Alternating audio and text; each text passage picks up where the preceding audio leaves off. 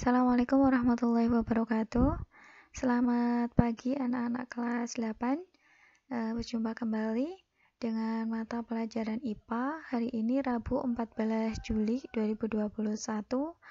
Semoga kita selalu dalam keadaan sehat walafiat, selalu dalam lindungan Allah Subhanahu wa taala. Allahumma amin.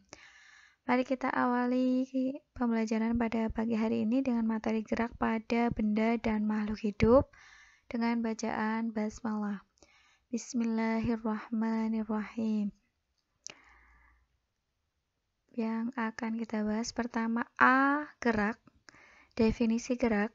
Definisi gerak yaitu perubahan kedudukan suatu benda dari posisi awal. Benda dikatakan bergerak jika benda tersebut terhadap titik acuan tertentu mengalami perpindahan atau menempuh jarak. Jadi syarat benda dikatakan bergerak itu harus mengalami perpindahan. Jika benda tersebut tidak mengalami perpindahan, maka tidak dikatakan bergerak. Berdasarkan lintasannya, gerak ada 3.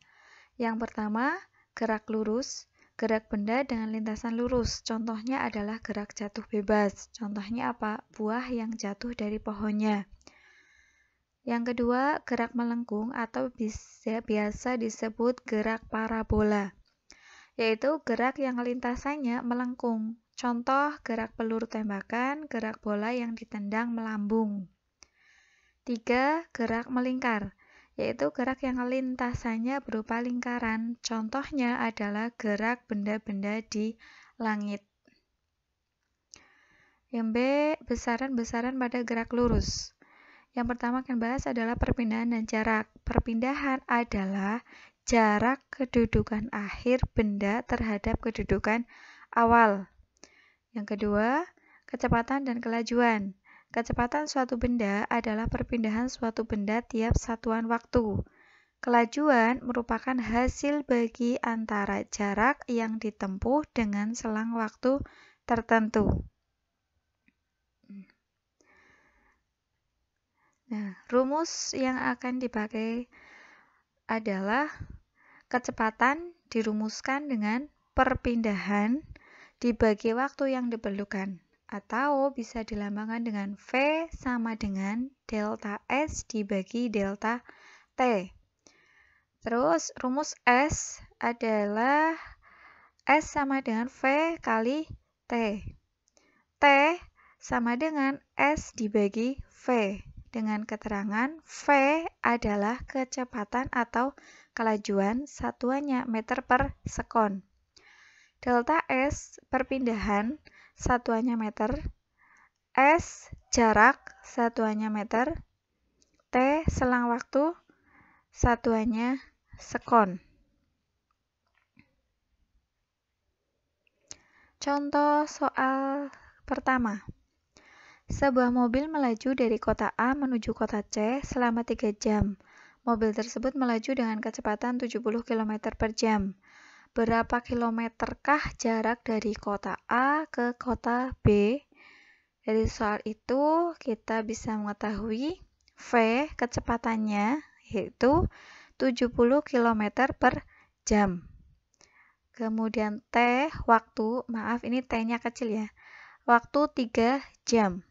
Nah, yang ditanyakan apa? S atau jarak. Maka kita bisa menggunakan rumus S sama dengan V kali T. Dengan V-nya tadi adalah 70, T-nya 3 jam. Nah, yang perlu diketahui di sini adalah satuannya. Kalau tadi satuannya di keterangan adalah meter per sekon. Kalau di sini menggunakan kilometer per jam, itu masih tetap bisa. Asal satuan jaraknya kilometer, maka satuan waktunya jam. Kalau satuan jaraknya meter, maka waktunya harus dikonversikan ke sekon atau detik. Nah, lanjut lagi. S sama dengan V kali T, maka S sama dengan 70 kali 3. S sama dengan 210 km.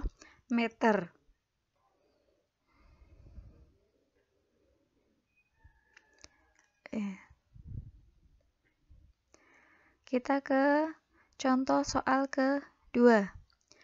Jarak rumah Loli ke rumah Alta adalah 50 meter. Loli mau pergi ke rumah Alta dengan mengendarai sepeda dengan kecepatan 5 meter per sekon. Berapa lamakah Loli bisa sampai di rumah Alta? Dari soal itu diketahui S jarak. Nih, jarak rumah Loli adalah 50 meter. Kemudian yang diketahui lagi V, kecepatan. Nah, nih. Dengan mengendarai sepeda dengan kecepatan 5 meter per sekon. Yang ditanyakan berapa lama Loli bisa sampai, maka yang ditanyakan adalah T atau waktu. Maka jawab dengan rumus T sama dengan S per V atau S dibagi V, jarak dibagi kecepatan.